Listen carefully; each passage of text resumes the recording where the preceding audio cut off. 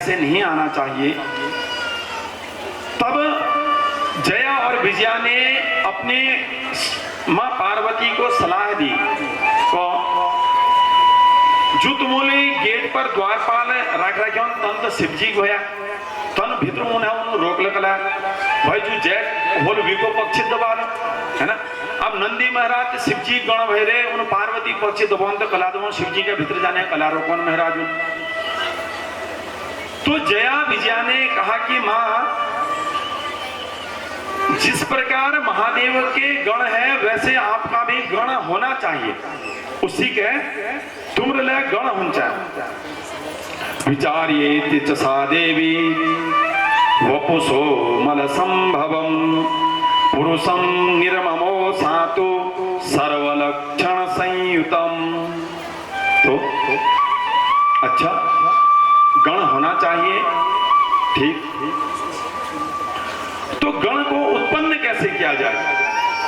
भाई महादेव की तो एक ही बार संतान होनी थी, वह संतान अग्निदेव ने तेज को छीण करके इस प्रकार सरकंडे के जंगल से संतान के रूप में पा लिया। अब मां पार्वती को भी वंध्या रहना है तो आपकी करी जाओ। तो मां पार्वती ने स्नान तो कर रही थी कि अपने ही शरीर से शरीर के ऊपर नहाते समय एक उपटन लगाया था, उपटन है ना। जैसे चलो मुल्तानी मिट्टी खूब गोर देखी नो है ना, खूब स्वान देखी इनका माताएं क्या करती हैं, बाजार उठे मुल्तानी मिट्टी लाली, मुल्तानी मिट्टी के भिजा में जे क्या क्या मिलूना होला वो मिला मुलुबेर महाराज मुगला चुपोड़ला और मुगला चुपोड़ कर अगर अचानक निजात महाराज अगर भूत लागलो पक्के गारंटी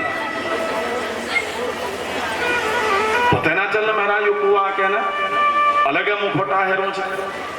तो कह रहे कि मां ने जब शरीर में उपटन लगाया था, जब जया और विजया ने ऐसी सुंदर सलाह दी, देखो सहेली होनी चाहिए तो ऐसी होनी चाहिए, न तो वही नाम है।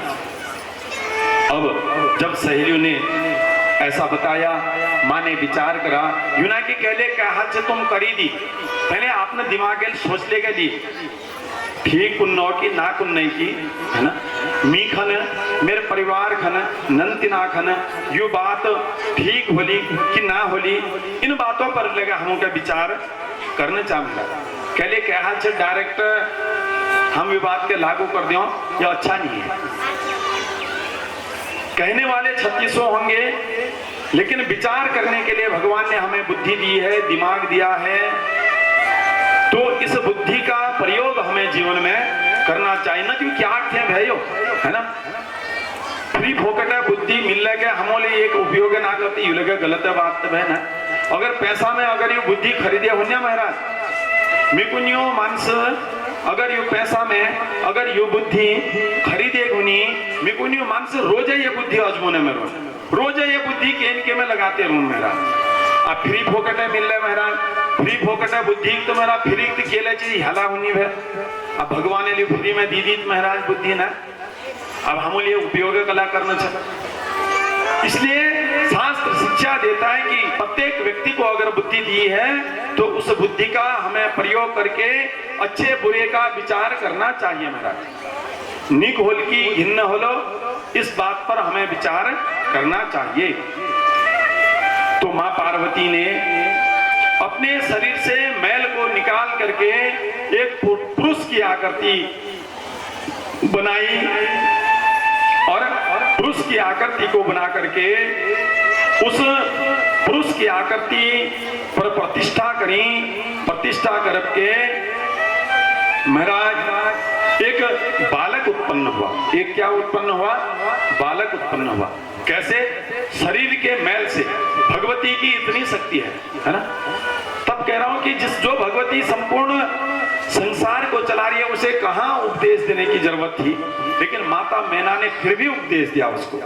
फिर लेकर सिखा के चली घर में ऐस्यों रहे, सास ससुरा पछेट ऐस्यों रहे, घर वाले पछेट ऐस्यों रहे, समाज वाला पछेट ऐस्यों रहे है ना।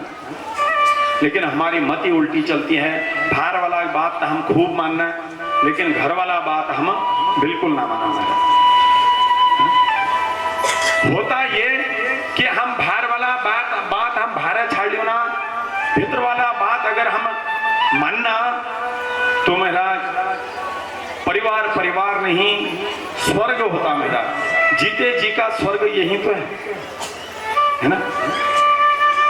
तो मां पार्वती ने जब अपने शरीर से मैल इकट्ठा करा, उसकी आकृति बनाई, आकृति में प्राण डाले, तो प्राण डाल के एक बालक उत्पन्न हुआ। तो वह बालक उत्पन्न होकर के बोलता है कि हे मां, मैं कौन हूं और मेरा कार्य क्या है मां? मैं कौन हूं और मेरा कार्य है, मैं क्या करना आया हूं? तो मां पार्वती कहती हैं, हे तात सुनु मद्वाक्यम द्वारपाले भवाद्य में। तो तब कहते हैं कि वह मां पार्वती उस बालक को अपना द्वारपाल बना करके और उसका नाम गणेश ऐसा सुनिश्चित करके उस बच्चे का जो है तो नामकरण करती है। बोलो गणपति भगवान की।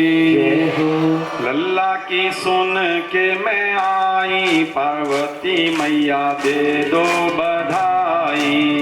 लल्ला की सुन के मैं आई, पार्वती मैया दे दो बधाई। दे दो बधाई मैया, दे दो बधाई। दे दो बधाई मैया, दे दो बधाई।